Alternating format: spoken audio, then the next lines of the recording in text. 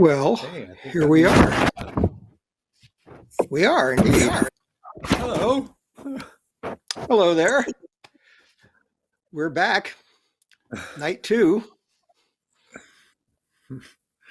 Yes, we're just getting this new platform sorted out here, so give us a second to get oriented in a slightly different version of cyberspace. He must be Gary Lambert, which makes me David Gans, and we're doing something that's going to be that's called Dead Air here on the nugs.net live streams of Dead and Company. And if you're here to get a little taste of Dead and Company, we hope you'll enjoy it enough to stick around and subscribe to the whole show. And you should also check out livedead.co for the archive of all the Dead and Company shows since 2016 while we're at it. Where are you, Gary? That's right. I am here in Queens on my well-known couch, and you are in Oakland, California, I believe. I am in my home studio. And I All want to give a right. shout out to Brown Eyed Women, this all-female Grateful Dead band that's doing a 4-day tour that starts tonight in Charleston, South Carolina. So I'm wearing my shirt to wish them a great tour. Very nice. My shirt contains no data at all tonight, but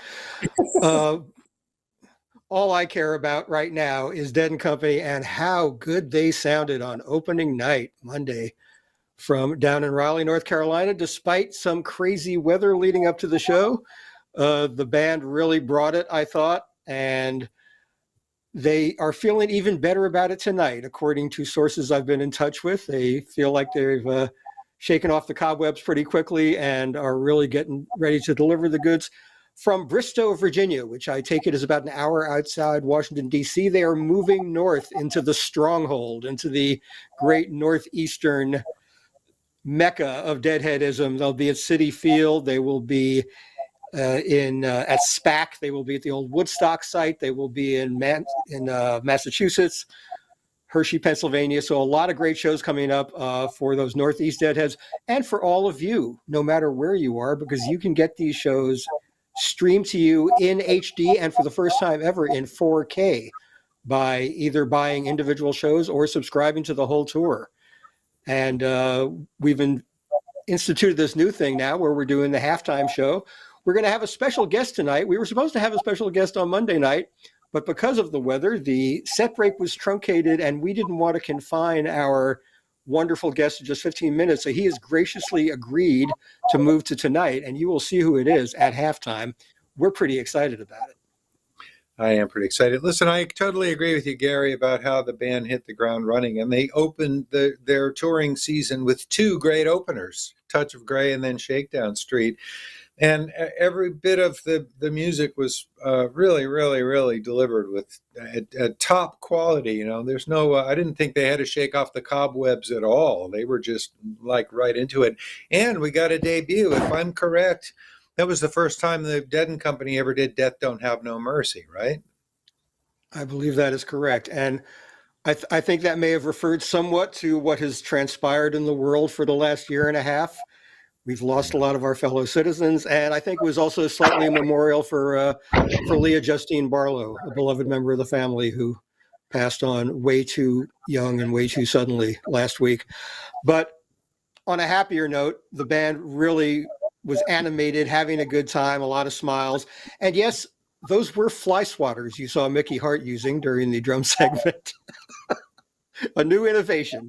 You know, Mickey is nothing if not a pioneer in the science of hitting something with something else.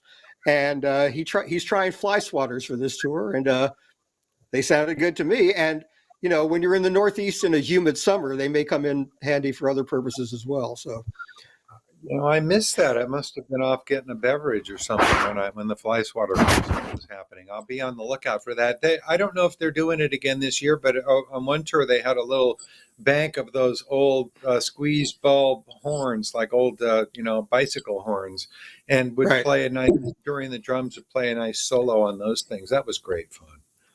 Yes, I dubbed that the Wall of Harpo after Harpo Morris, who had those kind of horns. Anyway, we're just a few minutes away from the band. Yeah. Sorry, we're just a few minutes away from the band taking the stage, and we will talk to you up till then. They are apparently at the stage now and, standing around milling to the side. So that cue will happen any minute now. Remember, we will be back at halftime. In the meantime, we invite you to stay tuned. If you're watching this for free in the medium that allows you to watch that first song for free and this segment as well, please enjoy that, but also consider going to livedead.co, getting in for the whole tour or for just individual shows of your choice. A lot of great stuff coming up from now all the way to the end of October. So we'll be with you all every step of the way, and we're looking forward to it. We are indeed. And so happy that we all get to do this again. I hope everybody's being careful and safe out there. There's still a pandemic happening, and there's variants, and there have been situations at concerts and stuff. So we just need everybody to be as careful as can be, respectful of each other's space and health. Do what you have to keep yourself safe, and do what you have to keep the people around you safe. The concert, I know that they're being careful to check for vaccine status and stuff at the event and all that stuff. But this goes for everywhere we go in life. We all need to be very careful and look out for one another at this frightening time. That's right. And, if you're planning to go to shows, do check the regulations. Hey, we're being told to wrap it, which means the band is about to hit the stage. So we'll see you at halftime. Enjoy set one of Dead & Company from Bristol, Virginia. Have fun, everybody. Hey. Well, fun. Hey, here we are again. Boy, a 5 for a set. It sure was. You want to run down the set list? I don't have it in front of me.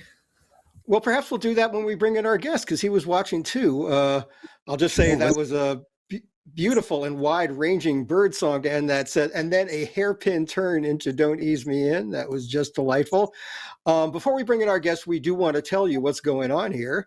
I'm Gary Lambert. He's David Gans, and this is a new feature of these live streams. Instead of you looking at a sign that says, please stand by for about half an hour to 45 minutes, you get to look at and listen to us as we talk about stuff and bring in guests and have a lot of fun.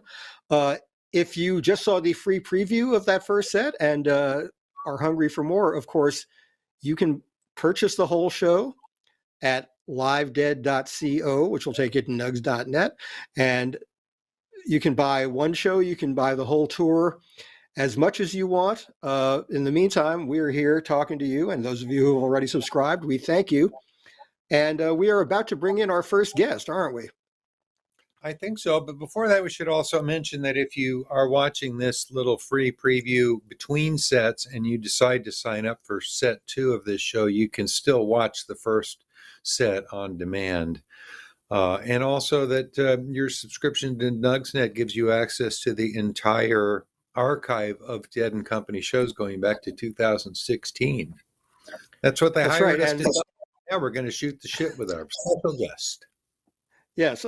We can also say, though, that nugs.net, if you do subscribe, you can get a whole lot of music from a whole lot of great bands, including Fish, Santana. I think Wilco is on there. Some of my favorites. So, and I'm sure some of yours as well. And so that's really worthwhile. And I think we should also mention that our employers, SiriusXM Radio, where David and I have been yapping at each other for more than 13 years on Tales from the Golden Road, now has a platinum subscription that includes nugs.net content. So if you go to SiriusXM.com, you can get even more music, and who would ever complain about that? And now, how about we bring in our first guest? I'm for it. Okay, well, he was supposed to be with us on night 1. Our opening show was truncated by bad weather, so we wanted to do him justice by having him on for the full set break. And we couldn't be happier that he was able to do it with us tonight, so he's still our first guest on this program. So will you please welcome musician, producer, record company president, and Wolf Bro in fine standing, our friend Don Was. Don? Hello. Hey guys, how you doing? Yeah. Great.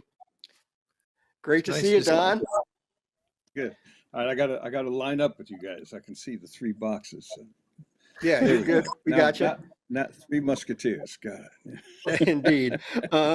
So you watched that first set along with us. So did you enjoy Did yourself?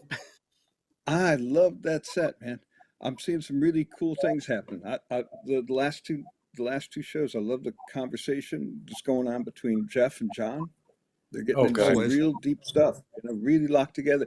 And I'm noticing that there's some very interesting rhythmic things happening with O'Teal and Bobby. They're locking super tight. Yeah. And Yeah. like that whole when they went into that shuffle in the middle of Birdsong, man, that was awesome, And it just happened so subtly. Bobby just shifted up and started playing that thing, and everyone just picked up on it. You know, the level of communication going on so far this tour is really exciting. Yeah.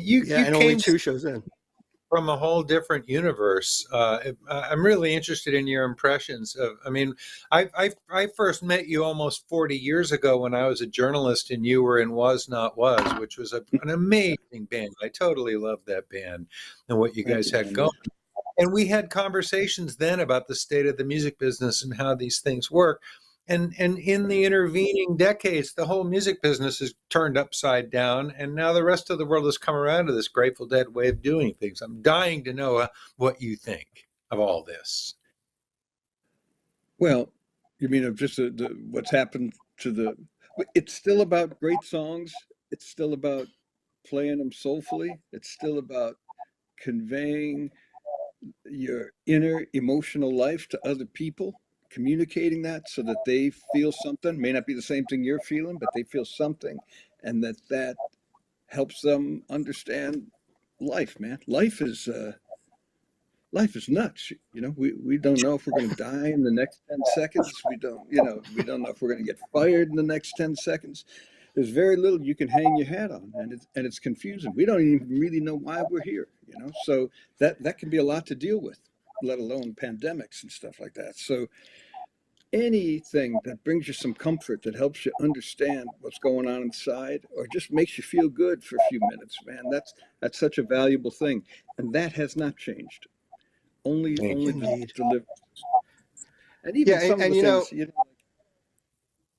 things, as you were talking about the quality of the song, the quality of emotional expression, and what I Mhm. find is that as musicians grow up, to whatever extent musicians ever grow up at all, um, they learn more about nuance and saying more with less and not being in such a hurry to say anything. There's always a conversation about tempos with Dead and Company and other bands. Mhm. I love the amount of space they leave between the beats and the statements they make between the beats.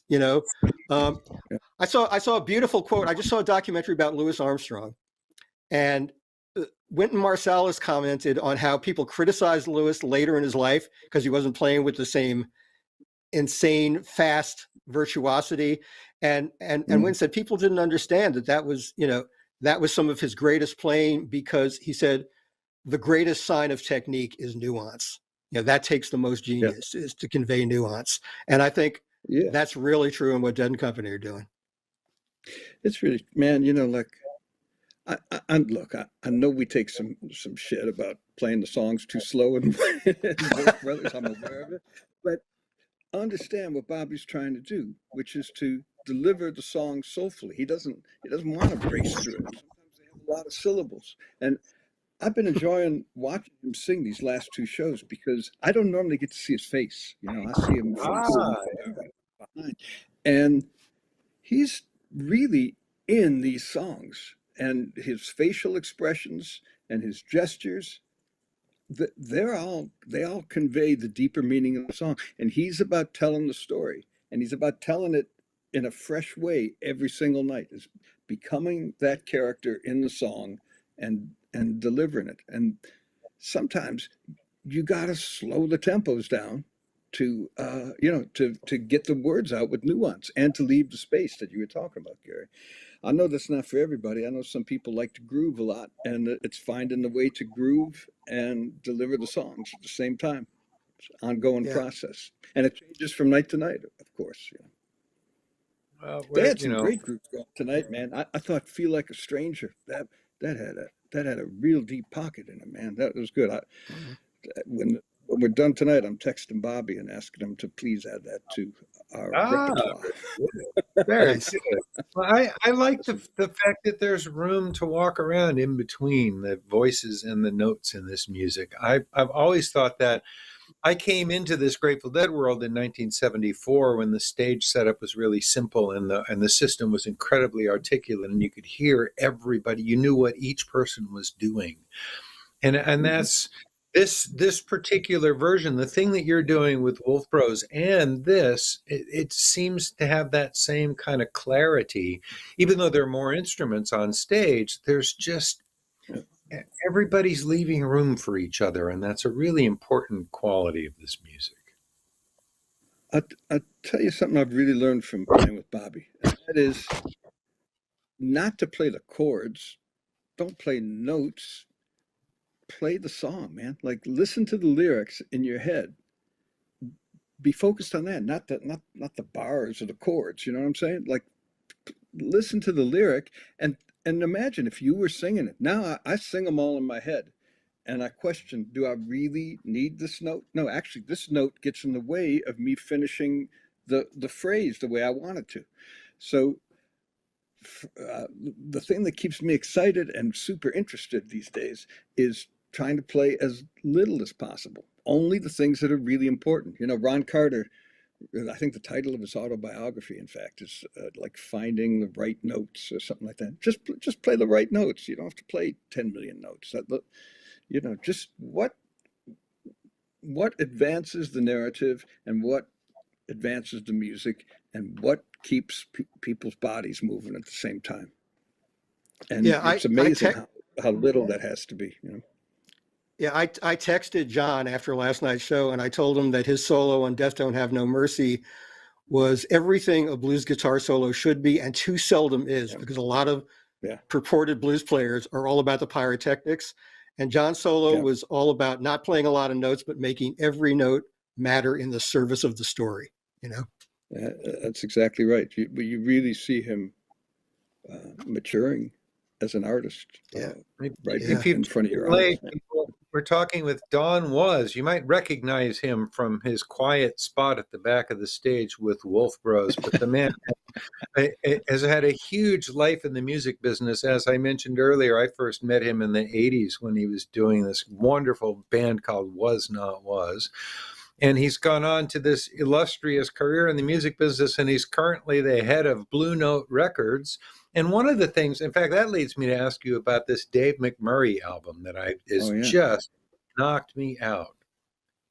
Tell us about that. Dave's awesome. Well, Dave really didn't grow up listening to the Grateful Dead. He's you know he's one of my old friends from Detroit, and in 2000, I think it was 2018.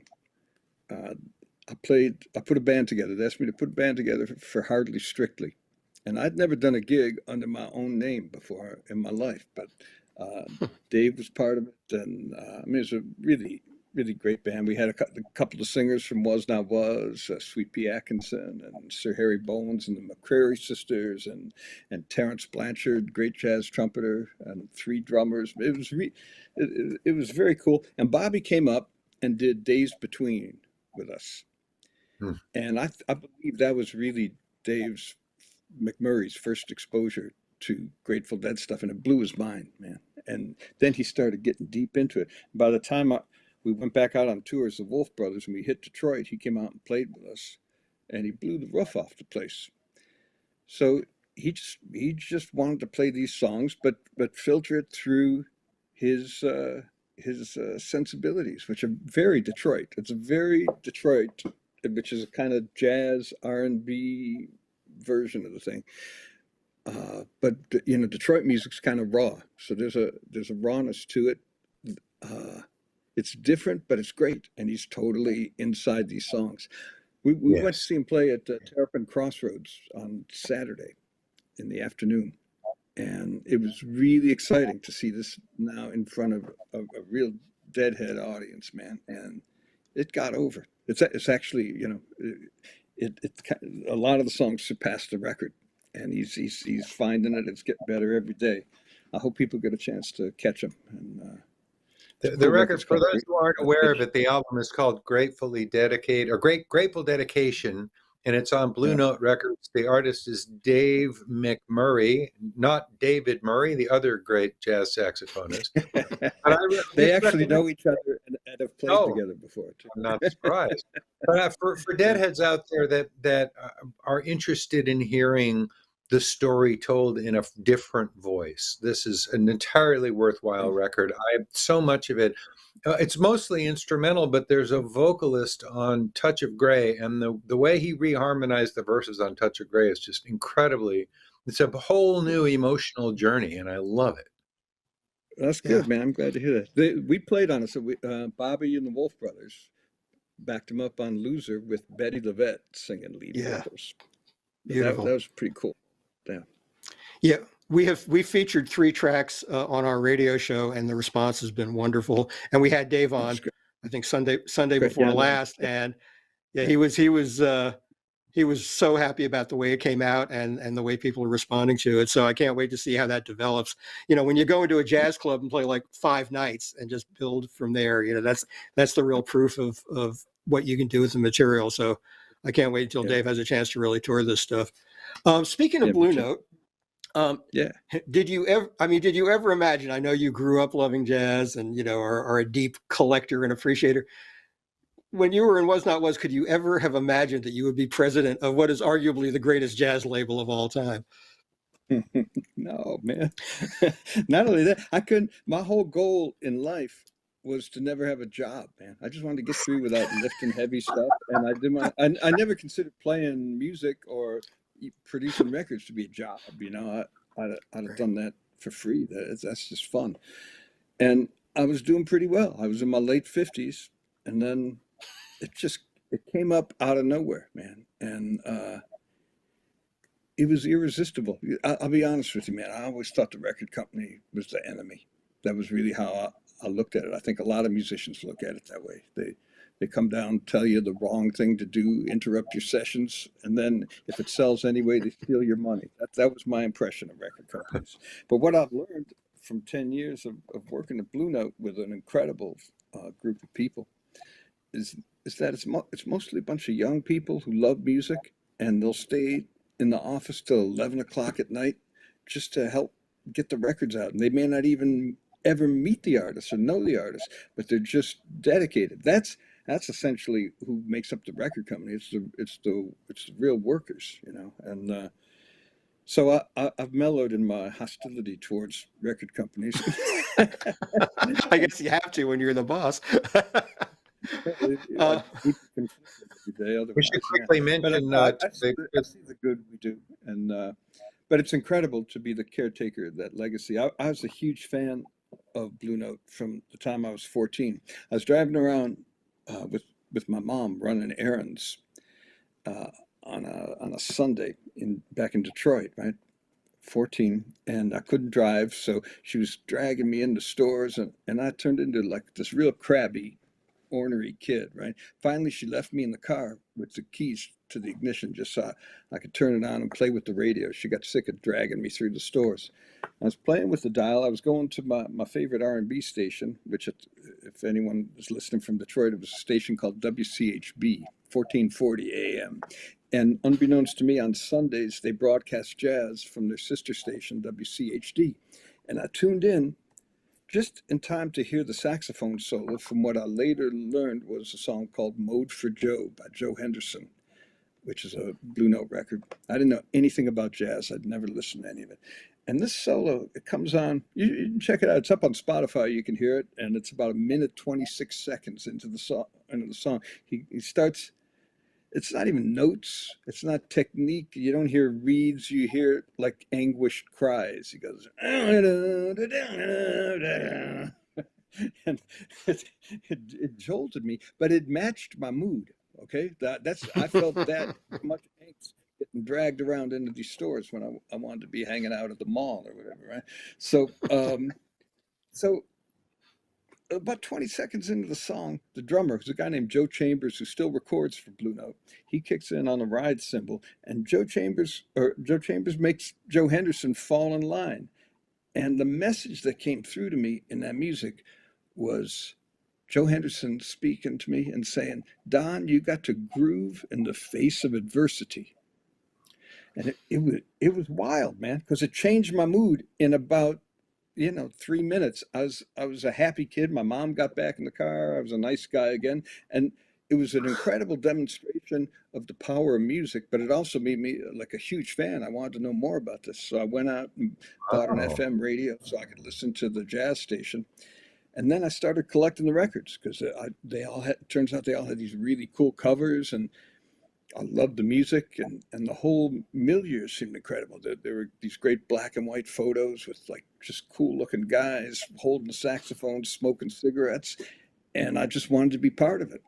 And I collected the records all my life, and then it was just really a freak breakfast, where a conversation over breakfast, and I got offered the job. This one I was in New York producing John Mayer's album, Born and Raised, in fact. 2011, one day before the session.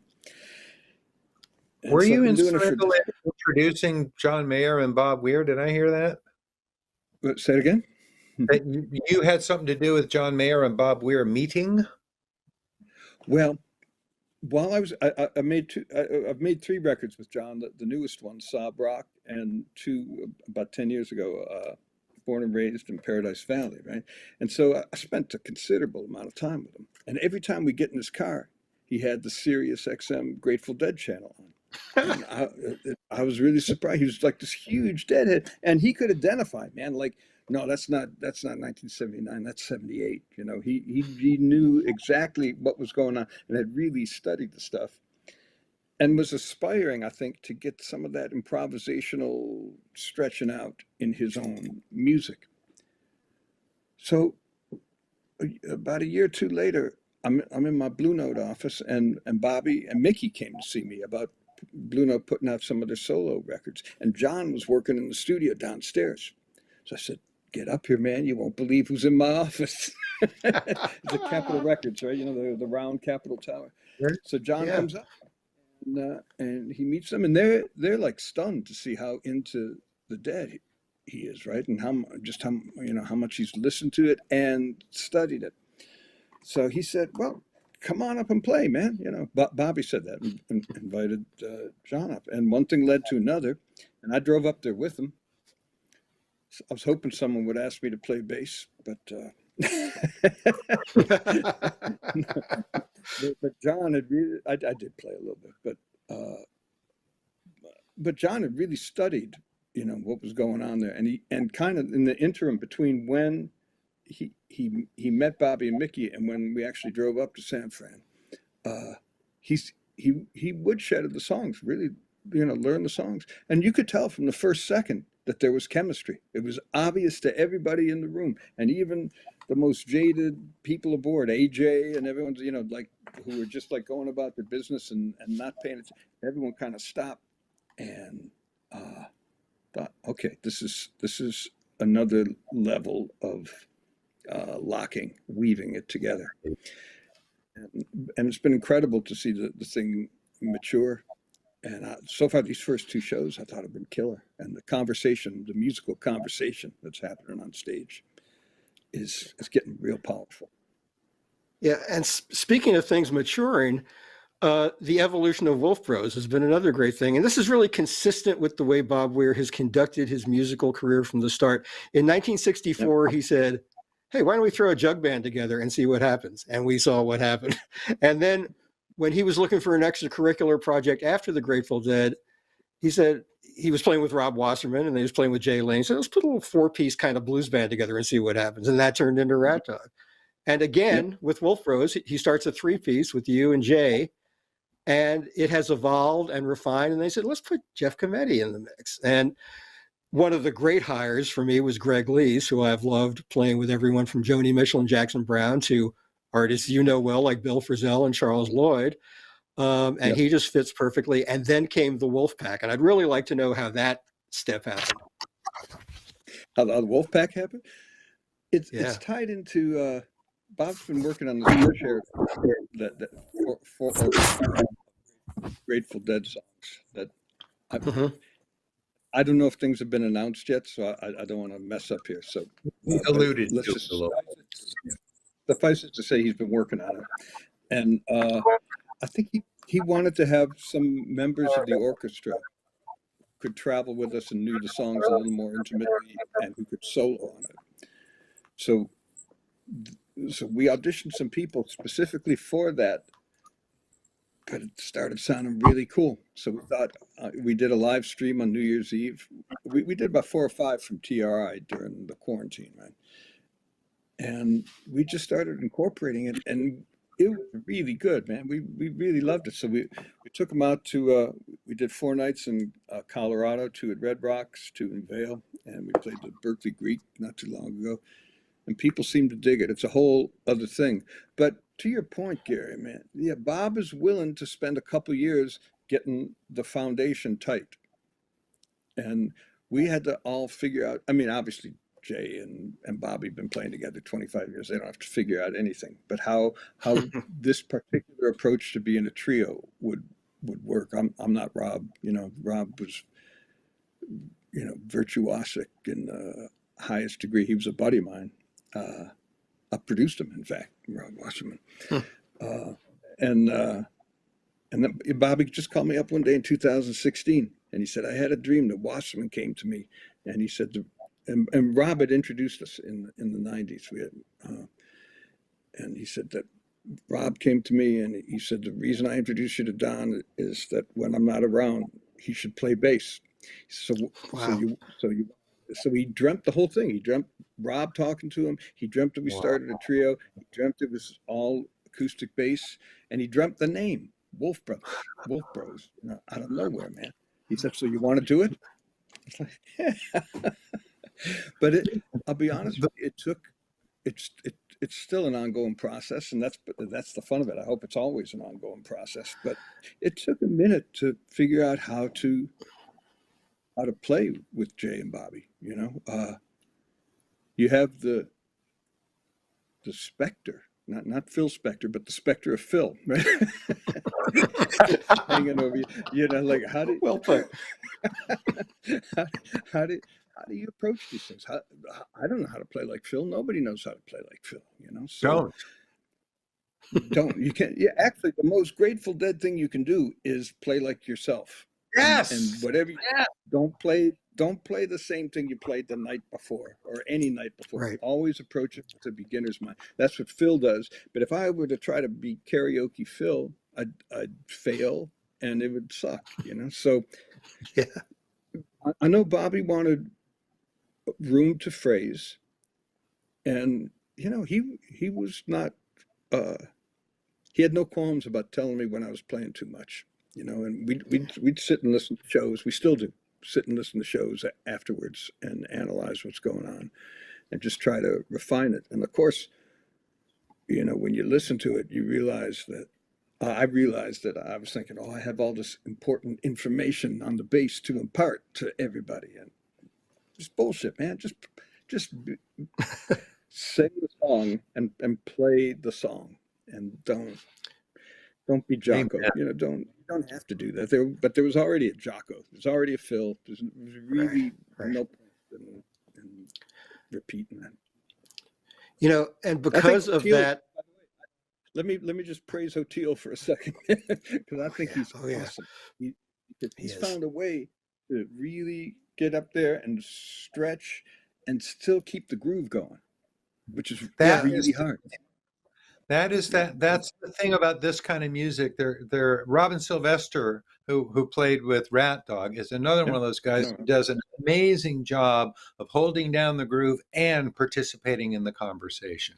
And that's that's an important skill and a basis. But you keep it pretty basic most of the time. I don't see you up there in the upper registers much. I can do it, but it's not. I come from Detroit, you know, man, and that's like listen to George, listen to Bootsy. Well, of course, Jamerson was like a lead bass player, so maybe that's a terrible example was he, that was a different kind of orchestration going on there. very different. Like nobody did that, man. That's the most innovative approach to bass ever, I think. But I should interject quickly. We may play a have to groove go and back stay to in the the stage groove. pretty soon. Oh, I'm sorry. I just got to let people know what's going on here. We may be going back to the stage Good. very soon, but we're going to keep talking with Don Was as long as we're able to. But we also need to remind you that this is a NugsNet feed, and that if you're watching this free sample here with all this, you can subscribe to NugsNet, you can subscribe to this tour, and you can buy individual shows at nugs.net. And that's what they hired us to say. So I got to say it, and then we can go back to talking with Don. Right. You know what I've been doing during we, the shows? I've been playing. I've been practicing along yeah, with you the told shows. us that. Oh, I mentioned it already.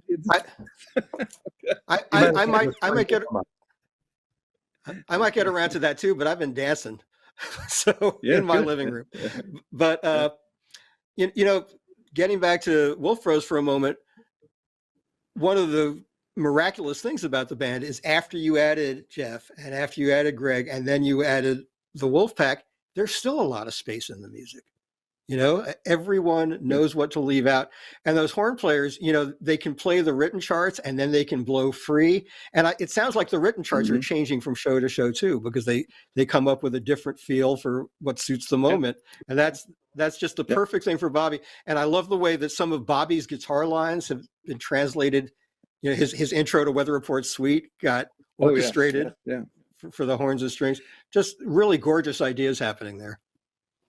Yeah, thank you, man. Well, one other cool aspect is getting to hear Bobby's guitar playing, because he blows my mind constantly. You know, it's just nobody plays like him. You know, you can pick him out in a couple of seconds, and he'll do stuff that'll be raw as John Lee Hooker, and then in the next 30 seconds do something so sophisticated. You know, it's like Segovia. A couple of times he played Segovia licks, and I heard it. But he's constantly entertaining. You know, man, it's so much fun to play with him, and I'm glad people are getting a chance to hear what he does, because it's a singularly unique approach. And I'm going to go out on a limb and say it's a genius approach to playing guitar in a rock and roll band.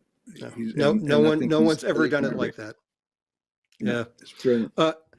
Yeah. Well, listen, Don, we are hearing the band is starting to move back toward the stage. We want to thank you so much for joining us, and glad you were able to, after we had to shut things down early on Monday, we're glad you could make it back. I was afraid that you were going to turn into the Dead equivalent of, Jimmy Kimmel's running joke with Matt Damon. You know, our apologies to Don Was, but or Lindsey Buckingham down at the end of the couch, and what up with that? Right. But you made it. We're really happy you did. And we look forward to talking to you on the radio and talking to you a whole lot more.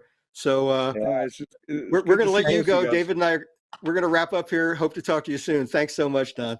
Thank you, Don. Adios, man. Take care. Yeah. Adios. And now we have to BS until stage time. Well, let's remind people. Yes. Go ahead. No, I was going to say, go ahead to you.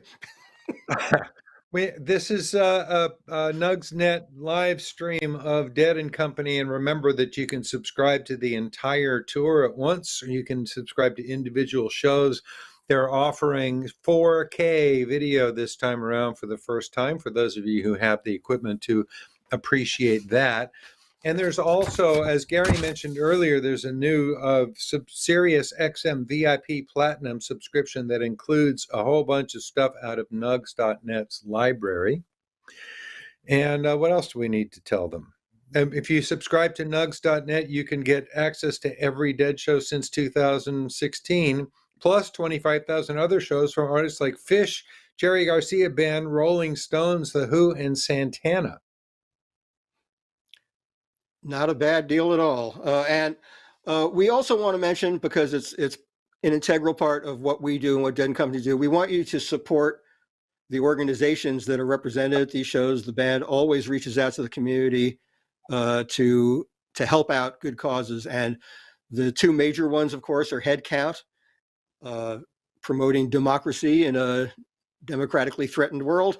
And the Rex Foundation, of course, the Grateful Dead's long-standing charitable arm that continues after almost 4 decades and is still going strong. So please go to their respective websites and check out what you can do to help there. And if you are going to shows during the tour, please go to the area known as Participation Row, where you can meet some of these people. And that reminds me of another fact. If you bought a ticket to one of these Dead and Company shows, you are entitled to a free download of that show from nugs.net. You take your ticket stub and go to nugs.net, and you'll find instructions on how to cash that in. And I also wanted to mention we've got a lot of guests lined up to do this halftime thing with us. And one of them is Cameron Sears, who's the executive director of the Rex Foundation. And we're going to be talking with him in a few days about all of Rex's great work. And we're hoping to actually get some informational video, audiovisual material to share with you about the work done by the beneficiaries of the Rex Foundation. You can always find out about Rex Foundation at rexfoundation.org. And as I'm seeing on my screen, you can donate to Headcount at 2nu.gs/headcount. But go to Headcount and you can learn how you can volunteer to work at shows, registering voters and get into shows for free and stuff like that. So both the Rex Foundation and Headcount have ways for community members to get involved in their work at the music gigs and stuff. So there might be a niche for you in there to do some public service work and get into shows and things like that as well. Yes, and if you are just a viewer who wants to view from the sidelines or help in maybe not as direct ways, they also offer some incredible raffles and auctions of rare things that have been signed by band members. Beautiful guitars from D'Angelico, signed by the band. Some one-of-a-kind things made for specific gigs.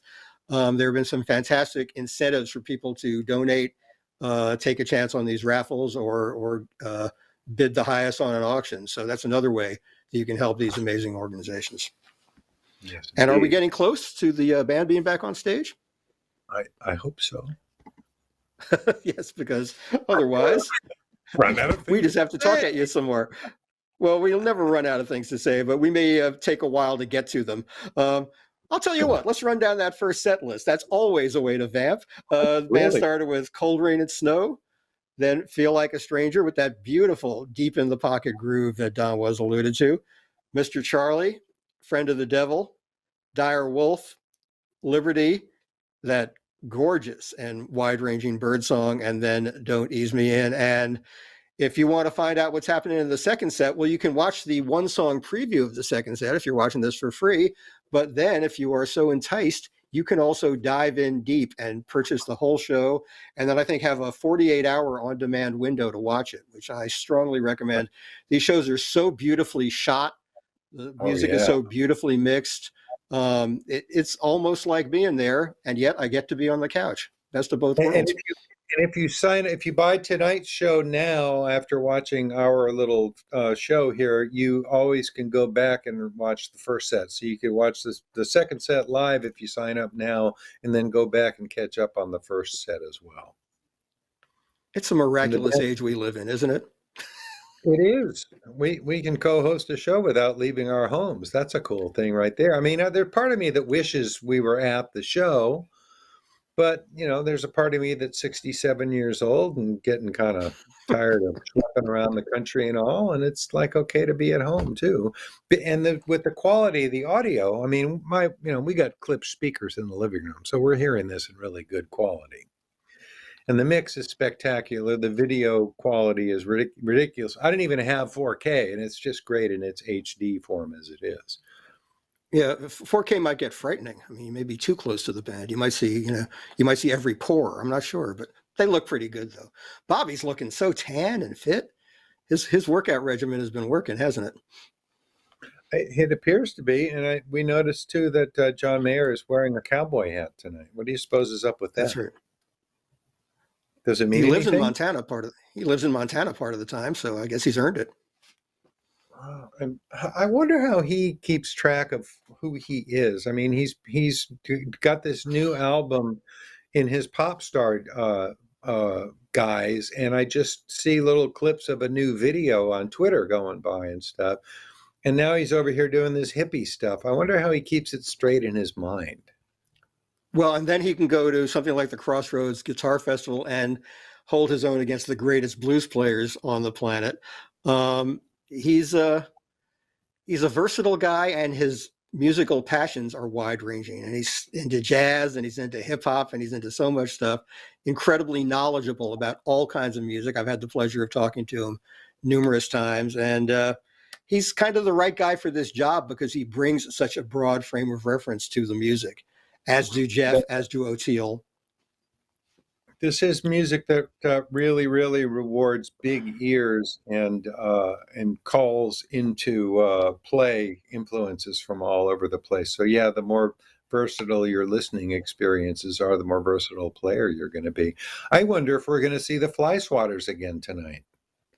I certainly hope so. I mean, I don't think they'd make a big investment in Fly Swatters unless they intended to use them on something other than flies. I found out there were Fly Swatters. Actually, Rhea Hart, Mickey's daughter, posted on Instagram a shot from behind the drums and showing Mickey's, and she said, "I wondered why they put out an order for 20 pairs of Fly Swatters for this tour." There it was. Anyway, Well, Mind of Mickey Hart in 4K. Yes. An amazing place to be at any time.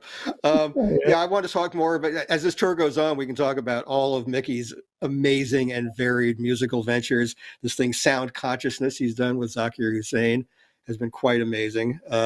Music as a meditative tool and as a way to get those brain waves really in order. And everyone in this band has something cool going on. Of course, Billy Kreuzman with Billy and the Kids. Jeff is playing with Bobby and a bunch of other people. Oteil's got his own ventures, Oteil and Friends. And these people all bring this experience back to Dead and Company. And they have taken on new ideas and new things, and it enriches the music, as was always the case with the Grateful Dead. I always felt when Jerry came back from a Jerry Band tour, his playing in the Grateful Dead was enriched in some way, so all part of the process, and a really exciting one. So we are told we are close. We're close. We never know what that means in the Grateful Dead world. We never know what "we'll be back in just a little bit" means, because little bits are highly malleable units of measure, I have found over the last 50 plus years. Anyway. Now we're noticing heavily the difference between doing a show in which we can just go to the phones and when we're stuck just talking to each other. That's true. Maybe we'll start fielding like questions on Twitter that we can sort of filter through, and something like that.